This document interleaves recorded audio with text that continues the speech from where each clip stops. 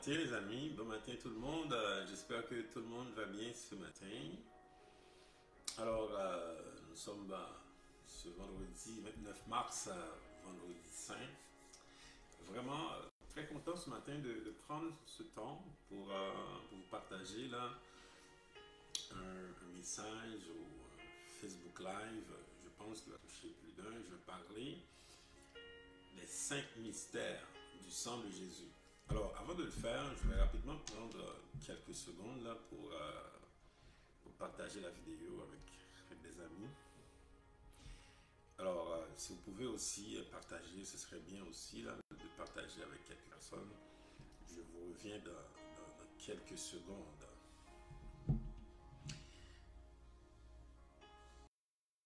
On va être touché par ce message. Alors,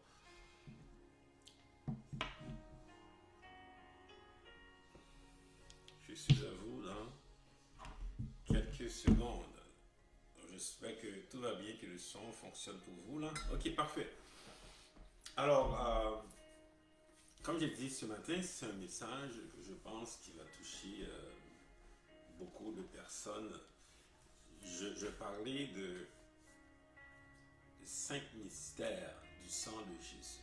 5 mystères du sang de Jésus. Il y a un chapitre dans la Bible, c'est vraiment très puissant. Jean 6.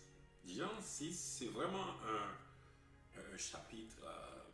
Il y a tellement de matière théologique, tellement de choses que Jésus a dites vraiment dans Jean 6.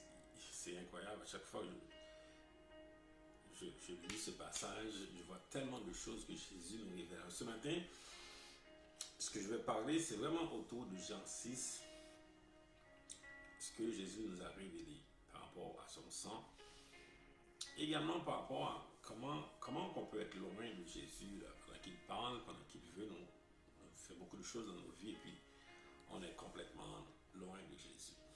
Alors, ce passage a commencé avec un miracle.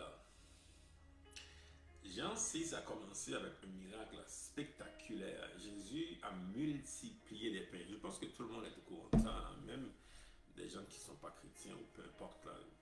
Tout le monde, la terre entière, là, je dirais, le monde est au courant de ce miracle spectaculaire de Jésus. Il a multiplié les pains. 5000 personnes ont mangé. Vraiment, il a fait ça avec 5 petits pains, avec 2 poissons. Vraiment incroyable comment Jésus a donné la nourriture à toute une foule. Mais après ce miracle spectaculaire, Jésus a fait un deuxième miracle spectaculaire. Encore dans Jean 6, il a marché sur l'eau. Et ça, c'est quelque chose d'extraordinaire, marcher sur l'eau. Deuxième miracle dans le même passage, Jean 6. Vous allez comprendre plus tard comment ça va corser un peu là. Maintenant, cette foule, voyant ces deux miracles, ouais, la multiplication des pains et puis Jésus marchait sur l'eau, bon, il y a une foule qui suivait Jésus. Une foule, on n'a pas dit exactement combien de personnes dans la foule. J'imagine que c'est plus que 5000 parce que normalement 5000 a déjà mangé. Donc on imagine que cette foule était peut-être plus que 5000 personnes, environ 5000 personnes qui suivaient Jésus. Jésus, voyant cette foule, a dit, vous me cherchez, non pas à cause des œuvres, là, mais parce que vous avez mangé. Vous avez mangé, travaillé pour la nourriture de la vie éternelle, la nourriture qui ne périra jamais. Il dit maintenant, il dit aux gens, encore dans Jean 6, il faut faire l'œuvre de Dieu. Donc travailler pour la nourriture qui ne périt point, travailler pour la nourriture de la vie éternelle, c'est l'œuvre de Dieu. Mais les gens demandent, mais c'est quoi l'œuvre de Dieu? Mais quel miracle que tu as fait? Hein? Quel miracle? Ils ont déjà oublié, hein? Ils ont déjà oublié le miracle qu'il a fait. Ils ont dit, mais c'est quel miracle? C'est quoi l'œuvre de Dieu? Quel miracle? Jésus a dit, mais l'œuvre de Dieu, c'est de croire en celui qui l'a envoyé. Donc, c'est de croire en Jésus lui-même. C'est ça l'œuvre de Dieu. De croire que les gens qui regardaient ces miracles, au lieu de penser à leur nourriture, à leurs besoins, Jésus a dit, mais de croire, de faire l'œuvre de Dieu. Plus tard dans le texte, Jésus s'est présenté comme le pain de vie, parce que ça revient encore à la nourriture, parce que ce sont les gens qui suivaient Jésus, là, c'était des Juifs qui le suivaient. Donc, ils disaient que je suis le pain, parce que les Juifs étaient habitués avec la manne du ciel. Vous savez, dans la Bible, ce peuple, dès le départ, que Dieu avait choisi, là, ils étaient habitués à la manne qu'ils recevaient de Dieu. Jésus dit, moi, je suis le pain de vie qui vient du ciel. Je suis ce pain, alors que vous avez mangé la manne, qui était physique, que vos pères ont mangé la manne, ils sont morts pareil. Moi, je suis le pain de vie qui donne la vie éternelle. C'est là que Jésus va introduire le sang. Ça, vous allez comprendre maintenant. C'est très mystérieux, là. Jésus est en train de parler des choses mystérieuses, là. Il se présente comme le pain de vie, parce que les gens cherchent la nourriture. Beaucoup de personnes cherchent la nourriture, le besoin. Et il dit, moi, je suis ce pain de vie, là, ce pain de vie éternel. Il dit, mais vous devriez manger ma chair et boire mon sang. Et c'est là qu'il a introduit le sang. Ce matin, le sujet, les cinq mystères du sang de Jésus. C'est là qu'il a introduit le sang. C'est très mystérieux. On est en train de parler de nourriture, des gens qui cherchaient de la nourriture. Jésus les dirigeait vers quelque chose qui est beaucoup plus spirituel. Il parle de pain de vie. Maintenant, il leur dit de manger sa chair et de boire son sang. C'est mystérieux. En réalité, Jésus parlait à leurs esprits. Les paroles de Jésus, les amis, étaient mystérieuses. Si on essaie de comprendre la parole de Jésus avec l'intelligence, on ne va jamais comprendre. C'est l'esprit. Jésus parle à l'esprit. Dans ce texte en particulier de Jean 6, il disait aux gens, là, ok, vous devriez manger ma chair et boire mon sang. Ce qu'il est en train de parler, il est en train de parler à la croix. Il est en train de parler de son sacrifice, de la mort. Eh bien, vous devriez croire en mon sacrifice à la croix, que je vais mourir. Vous devriez boire mon sang et manger ma chair. Les gens ne croyaient pas. Il y avait beaucoup de personnes, je vous disais, là, plus que 5000 ne croyaient pas à ça. Parce qu'au départ, les gens voulaient la nourriture. Il dit, arrêtez de penser à vos nourritures. Pensez maintenant à la vie éternelle. Les gens disent, mais c'est quoi qu'on doit faire? C'est quoi qu'on doit faire? Il dit de croire. Ok, maintenant, de quoi croire? Mais les gens ne comprenaient pas encore. Il parlait du pain de vie. Finalement, il pointe du doigt de manger sa chair et de boire le sang. Maintenant, on arrive au sang. Ce qui est bizarre dans ce texte, c'est que les personnes qui suivaient Jésus, là, ont été confuses par ces paroles, parce que Jésus parlait d'une chose qu'elle ne comprenait pas. C'était complètement fou. Ces gens-là ne comprenaient pas. Parce que Jésus parle de chair, de manger sa chair et de boire son sang. C'est complètement cannibale. Qui va manger la chair de quelqu'un, là? Vous comprenez? Les gens disaient, ces paroles sont très dures. La plupart d'entre elles sont parties.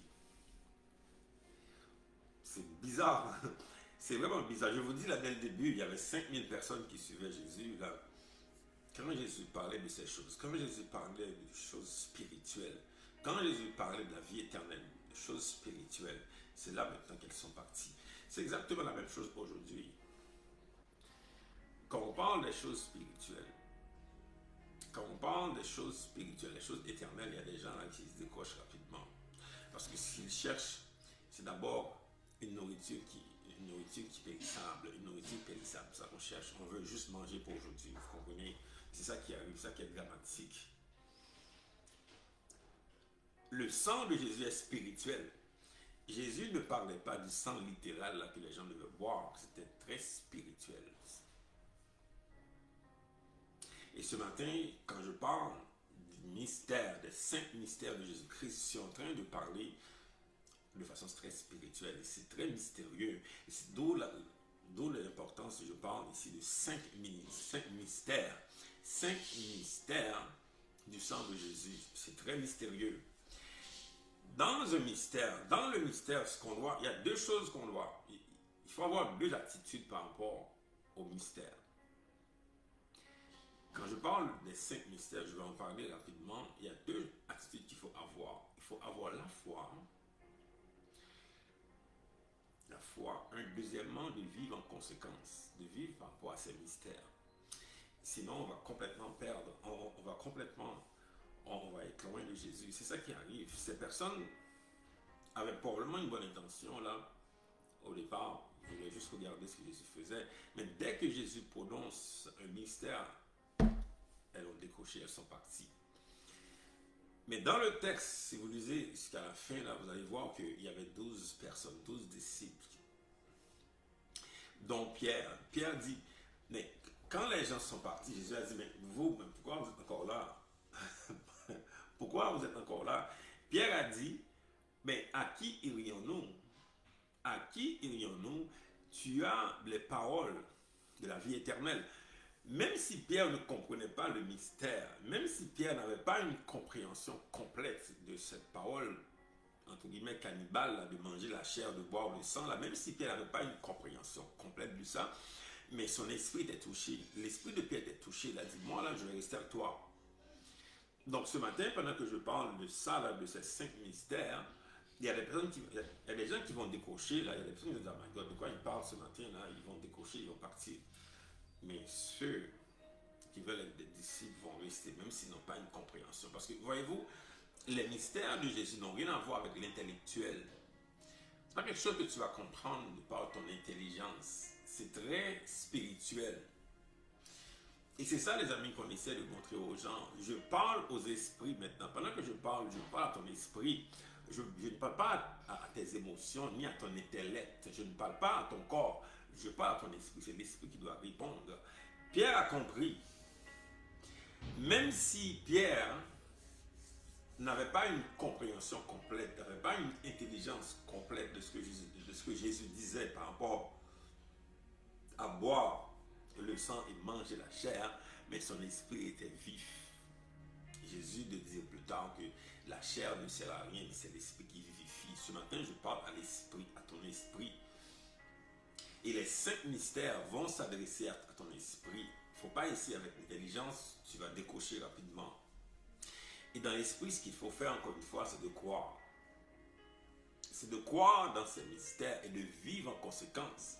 À chaque mystère que je vais dire là, chacun de ces mystères, ce qu'il faut faire, c'est de croire et de vivre en conséquence. C'est ça qui va faire la différence ce matin, les amis, et on va être correct. Il y a des gens qui vont décrocher, je vous le dis là, beaucoup de gens, en voyant Jésus, quand Jésus disait ces paroles, sont partis. Il y a des gens qui vont décrocher, parce que c'est mystérieux. De quoi tu parles? Tu parles du sang, tu parles de la chair, c'est fou, c'est mystérieux. Mais ce matin, les vrais disciples vont entendre, ils vont être ouverts, ils vont laisser la parole va entrer en eux, et ça va faire une différence. Alléluia. Donc 5 mystères du sang de Jésus. Le premier mystère du sang de Jésus, c'est le mystère qui enlève l'iniquité. Iniquité. C'est un grand mot, iniquité. Iniquité, il y a beaucoup de choses qu'on peut dire par rapport à l'iniquité, mais je vais essayer de mettre ça très simple pour vous là. C'est quelque chose qui est en toi, qui est contre Dieu, qui est contre la nature de Dieu. Littéralement. Quelque chose qui est en toi, qui est contre Dieu. C'est quelque chose qui est en toi. Il y a des gens qui se rendent compte. Il y a des gens peut-être qui ne se rendent pas compte. Mais c'est là, quelque chose qui est en toi, qui est contre la nature de Dieu. Cette chose-là va se manifester tôt ou tard. C'est ça qui est bizarre dans l'iniquité. Ça va se manifester un jour. Il y a des personnes qui pensent, ah, moi je suis une bonne personne, j'ai jamais fait du mal, Mais comprenez qu'un jour, ça va se manifester en toi l'iniquité. Par rapport à une faiblesse, par rapport à une circonstance en particulier, quelque chose qui arrive, une perte d'emploi, une séparation, une maladie, toutes sortes de choses qui peuvent arriver dans la vie. Et là, ça va sortir de l'iniquité. Est-ce que vous comprenez ce que je veux dire? Et donc, c'est quelque chose qui est en toi, qui est contre Dieu. C'est ça l'iniquité. En fait, c'est quelque chose qui est contre ta destinée, qui est contre la vie que Dieu a pour toi. C'est ça l'iniquité. Quelque chose qui est contre ta destinée, mais qui va se manifester un jour ou l'autre. Des fois, on pense qu'on est sage, on pense qu'on est une bonne personne, on n'a pas fait du mal, on n'est pas comme les bandits là qu'on regarde, on n'est pas comme eux. Oh my God, je suis une bonne personne. C'est ça maintenant, l'iniquité qui est en toi un jour va se manifester. Mais le sang de Jésus vient pour enlever l'iniquité en toi, pour enlever. Ça, c'est mystérieux. C'est très mystérieux ça ce matin, c'est incroyable, c'est mystérieux. David, un homme puissant, roi d'Israël, l'homme le plus puissant de son époque, là. Vraiment toute la terre connaissait David, un roi puissant. Dans toute sa splendeur, là, toute la gloire de David, à un moment donné, David, vous comprenez, un guerrier, là, un homme qui gagnait tous les combats possibles et imaginables, là. Il voyait une femme là, qui était en train de prendre son bain. Il était dans sa fenêtre, il voyait la femme qui était en train de prendre son bain. Il a complètement décroché là. Il a complètement décroché. Il a pris la femme, il a tué son mari. Voilà, David a complètement raté le bateau là. Mais d'où viennent ces choses? D'où viennent ces choses? Mais d'où viennent cette tentation là qui était en lui? David a reconnu dans le psaume 51, il a dit: je suis né dans l'iniquité. Et donc c'était déjà en lui. Aïe aïe aïe. C'était déjà en lui depuis sa naissance, mais c'est manifesté à un moment donné. Est-ce que vous voyez un peu? Donc il est né dans l'iniquité. Nous sommes tous nés dans l'iniquité. Il y a quelque chose qui est là. Quand vous voyez le racisme là, quand vous voyez la discrimination, tout ce qui est misogyne, toutes sortes de comportements bizarres dans le monde que vous voyez là, eh bien, c'est ça qui se manifeste. L'iniquité se manifeste. Les comportements, toutes sortes de comportements que vous voyez dans le monde, là, la jalousie, la peur, ça c'est l'iniquité, les amis, qui se manifeste. Ce sont des symptômes de l'iniquité. À l'intérieur des personnes, il y a ces choses-là. Il y a des gens qui essaient de cacher ça. Là, on essaie de le cacher. Oh my God, moi je ne suis pas raciste. Même récemment, je vois quelqu'un qui dit: moi je ne suis pas raciste, je ne suis pas ci, je ne suis pas ça. On essaie de dire, on cache ça là pour que les gens ne voient pas là. On est une bonne personne. L'iniquité elle apparaît parce que dans une circonstance en particulier, ça va sortir, on va le voir. Bien, Jésus, lui, le sang de Jésus peut enlever ça en toi. Il a enlevé en moi aussi. J'en avais aussi en moi. Jésus a enlevé. Je l'avais vu là. Complètement, il a enlevé. C'est ça le sang de Jésus. C'est mystérieux. Le premier mystère aujourd'hui, dans ta vie, par le sang de Jésus, son sacrifice à la croix. Quand tu vas boire son sang, c'est très spirituel. Quand tu bois le sang de Jésus, manger la chair, quand tu bois le sang de Jésus, eh bien, ce sang, ce sacrifice, alléluia, par la foi et le vivre en conséquence, il va enlever l'iniquité qui est en toi, l'iniquité, la méchanceté là, qui est en toi. Là, quand tu vois les gens, tu es jaloux de ce qu'ils ont, là, de leur position. Tu vois les personnes, là, tu le sais que tu es jaloux, tu le sais. Ça, là, c'est quelque chose que tu le sais. C'est pas une nouvelle que je t'annonce. Tu le sais que tu es jaloux, tu le sais des fois que tu peux être méchant avec les personnes. Ça, c'est l'iniquité qui est en toi, mais Jésus peut l'enlever, ça. Tu ne peux pas l'enlever toi-même. Tu peux essayer de le cacher comme beaucoup de personnes le font aujourd'hui, mais à un moment donné, ça va se manifester. Jésus peut l'enlever. Ça, c'est le sang de Jésus qui peut l'enlever. Mystère numéro 1. Mystère numéro 2, c'est la protection. Le sang de Jésus peut te protéger. C'est une protection 24 sur 24, 7 sur 7 pour l'éternité. Le sang de Jésus, c'est une protection qui est... Il y a beaucoup de gens aujourd'hui là, qui ont une assurance. Moi aussi j'en ai, on a tous des assurances là, partout, là, qui coûtent cher d'ailleurs. Mais le sang de Jésus, c'est le sang qui protège réellement, parce que ça protège 7 sur 7, 24 sur 24, 7 sur 7, et pour l'éternité, pas juste à la retraite. Là. Le sang de Jésus, c'est un sang qui protège, le sang qui protège pour l'éternité. Ça, c'est mystérieux. C'est vraiment mystérieux. Comment tu me dis que le sang est un sacrifice de quelqu'un, pendant qu'on parle aujourd'hui de Vendredi Saint, là, ben, le sacrifice de Jésus, ben, ce sang nous protège 24 sur 24, 7 sur 7 et pour l'éternité. C'est très mystérieux ça. Il faut juste croire et le vivre en conséquence. Il faut juste croire et le vivre en conséquence. Et puis, on a des exemples. Moi, personnellement, je crois que je suis protégé 24 sur 24, 7 sur 7 pour l'éternité. Toute ma vie, je le crois. Pas parce que je suis bon, parce que Jésus est bon. Et dans la Bible, il y a un exemple spectaculaire. Dans les 10 plaies d'Égypte, à un moment donné, la Bible dit que l'Éternel passait. Mais ce qui protégeait les enfants d'Israël, c'est à cause du sang qui était sur le linteau et les poteaux de leur maison. C'est ça qui les protégeait, mais encore une image du sang. Mais ça, c'était le sang de Jésus, c'était très spirituel. Le sang protégeait. Comment un sang peut juste protéger comme ça? Vous voyez que c'est très spirituel, ça. C'est très spirituel. Mais à cause du sang qui était sur le linteau et sur les poteaux de leur maison, ça les protégeait. Ces gens-là étaient protégés. Il n'y avait rien à cause du sang de Jésus. Ils étaient protégés. Les enfants d'Israël, les enfants de Dieu, le peuple de Dieu étaient protégés. Et donc, deuxième mystère aujourd'hui, comme je dis, la protection. Troisième mystère qu'on va regarder aujourd'hui, c'est le mystère de la victoire sur l'ennemi, la victoire sur Satan et ses démons. C'est très mystérieux.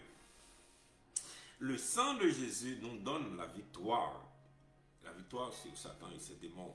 Si vous lisez dans Apocalypse 12, verset 11, il dit, ils l'ont vaincu. On parle de qui? Ils, ce sont les témoins.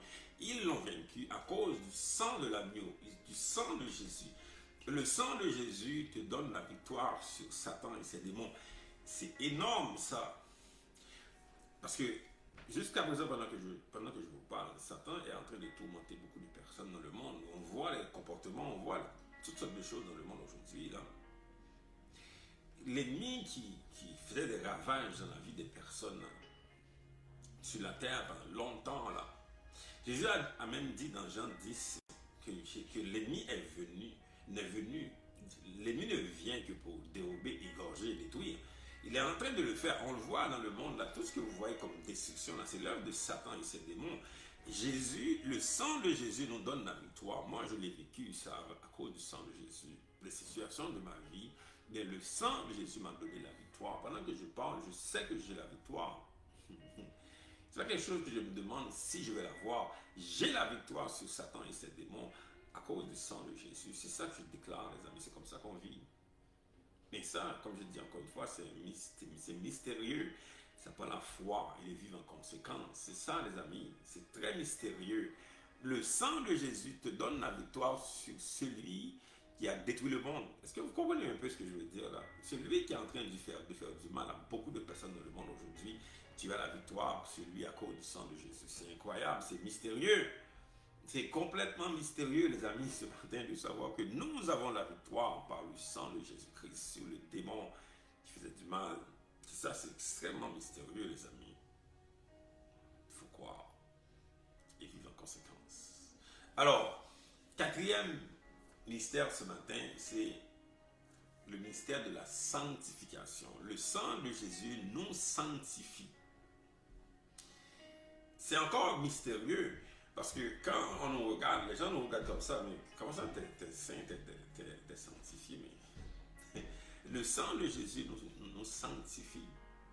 C'est le sang de Jésus ce matin nous sanctifie. Le sang de Jésus. C'est pas à cause que je suis bon, pas à cause que je sais prier, là, pas à cause que je passe des heures dans la prière, mais uniquement à cause du sang de Jésus. Ce sang permet que la parole de Dieu rentre en nous, fait un effet. Et l'effet de la sanctification, c'est que notre parole, quand nous parlons, les amis, nous ne sommes pas en train de maudire les personnes. Nous n'avons pas de parole de colère, de jalousie, de méchanceté en nous. C'est ça la sanctification, c'est que nous laissons la parole de Dieu, cette parole qu'on trouve dans la Bible, cette parole qui est en nous, là, cette parole fait un effet dans nos vies. Ça, la sanctification, ça se manifeste comme ça. La sanctification, c'est que nous sommes une source d'eau vive. Quand nous parlons, nous disons de bonnes paroles. Nous ne sommes pas en train de maudire, mais de parler mal, d'être en colère, d'avoir la jalousie, la méchanceté, ce qui est mal. Nous ne sommes pas en train de maudire. Ce matin, je prends le temps pour vous parler, je vous parle de quelque chose qui est bien. Ça, c'est la sanctification, ça. Donc, ça, c'est le sang de Jésus qu'il a fait. Il m'a montré récemment dans un rêve, il m'a montré que j'avais une voiture. À l'intérieur de la voiture, c'était extrêmement beau, c'est tellement incroyable, c'était tout blanc, vraiment parfait. Ça, c'est la sanctification. Il m'a montré comment je suis. C'est ça, les amis, la sanctification. C'est la parole de Dieu. Par le sang de Jésus-Christ, le sang de Jésus-Christ nous a lavés. Et bien, cette parole maintenant peut rentrer. Il n'y a aucun obstacle, il n'y a aucune forteresse qui s'oppose. Parce que l'être humain peut s'opposer à la parole de Dieu. Il y a une forteresse des fois au niveau de son âme qui s'oppose à la parole de Dieu.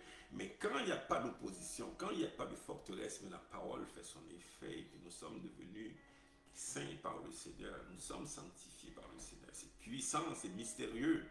Il faut juste croire. Il faut juste croire, les amis, de vivre en conséquence. Et c'est extrêmement, extrêmement bénissant ce matin de comprendre le mystère de la sanctification par le sang de Jésus. Et finalement, le sang de Jésus, ça là, j'avais laissé à la fin, le sang de Jésus nous donne accès à Dieu, nous donne accès. Ce sang nous donne accès à Dieu. Aïe, aïe, aïe, ce sang nous donne accès à Dieu. Nous sommes dans la présence de Dieu, dans le royaume de Dieu. Ça, c'est à cause du sang de Jésus. C'est pas à cause qu'on est bon, là. Quand on arrive devant Dieu, pas à cause qu'on est bon. Moi, je peux prier, sentir la présence de Dieu. C'est pas à cause que je suis bon, c'est à cause du sang de Jésus qui me donne accès à la présence de Dieu. Est-ce que vous comprenez ça? Et quand tu as accès à Dieu, aïe, aïe, aïe, ça change complètement notre vie. L'accès. C'est mystérieux. C'est extrêmement mystérieux de savoir que le sang de Jésus nous donne accès à Dieu. Alors voilà les amis, ce matin, je vous ai parlé des 5 mystères du sang de Jésus. C'est extrêmement bénissant ce matin et je prie que vous êtes bénis par cette parole. Si vous voulez nous voir, ce dimanche, nous avons un culte d'adoration au Seigneur au Centre Arménie à Laval, ceux qui sont au Canada, à Montréal, à Laval, donc au 10-25 boulevard Élisabeth à 16h. Nous allons célébrer la résurrection de Jésus. Vivre la résurrection. Vivre la résurrection. Vous allez voir. Que le Seigneur vous bénisse ce matin. Je suis tellement reconnaissant envers le Seigneur pour ce temps que nous avons passé ce matin. Alors, j'espère vous voir ce dimanche pour célébrer la résurrection de Jésus. Vivre la résurrection. Bonne journée à vous.